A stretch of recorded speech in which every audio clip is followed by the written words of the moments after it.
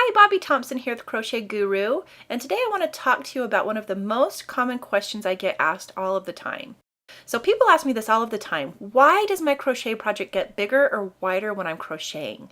Now, before I start this video, I want you to know that this is a really common problem when you first start out, so don't feel bad if this is something that you have a problem with.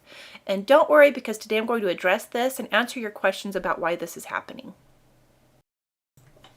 Okay, so when you first start out crocheting, a lot of times people will start out with a really tight chain.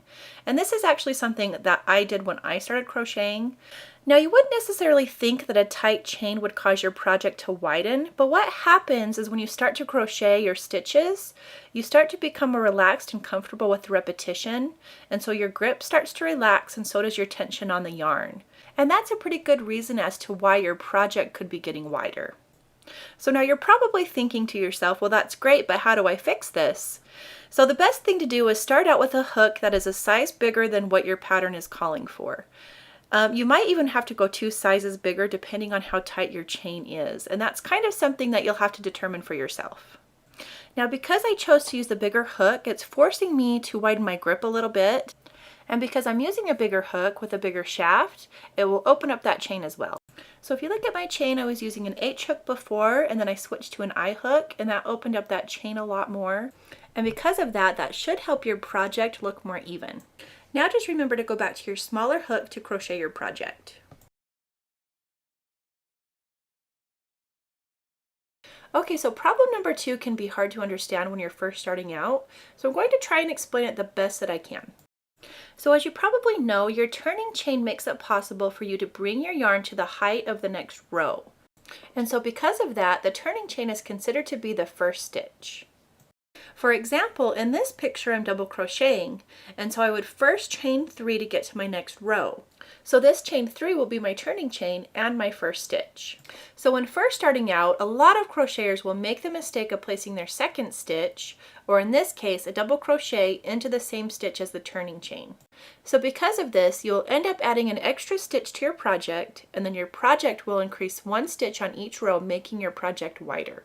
So instead of crocheting into the stitch where the turning chain is, you will want to skip the turning chain and place your stitch into the second stitch on the row.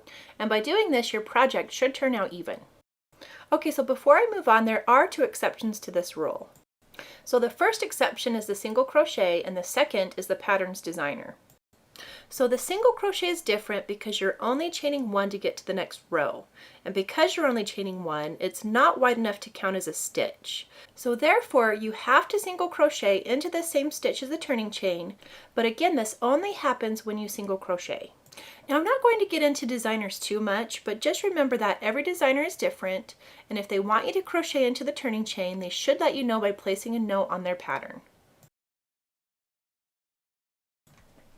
So a lot of times when you first start crocheting, after a while you'll start to relax. And when you relax, you loosen your grip on your yarn, and this will cause your project to widen as you work. So in order for you to achieve even tension, I want you to start focusing on the shaft of your hook. Now the shaft of your hook is there to measure your stitches. And because of this, you should always make sure to slide your yarn down to the shaft of your hook. Now you probably already do this naturally, but the key is to make sure that the yarn is gliding easily back and forth, and that way you can achieve that perfect even stitching. Now if your project is getting wider as you work, it might be because your stitches are becoming more loose. So make sure to tighten your yarn by raising your index finger, or you can move your hands closer together, and this will help with your tension.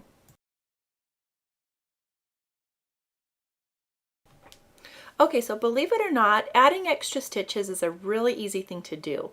So always make sure to count your stitches at the end of each row, and that way you can start to see if you're doing something wrong. So if you've tried everything we just talked about and you're still having problems, here are a few more tips.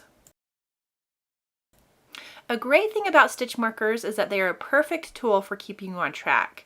So by placing a stitch marker in the first stitch and another one in the last stitch, this can really help you remember where your first and last stitches need to be placed.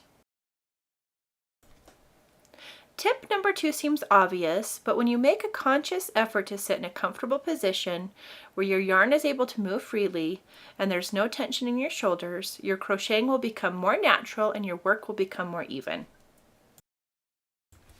Okay, so I know you probably hear this one all of the time, but it really is the truth. The more practice you have crocheting, the better you really will become. So hang in there and just keep practicing.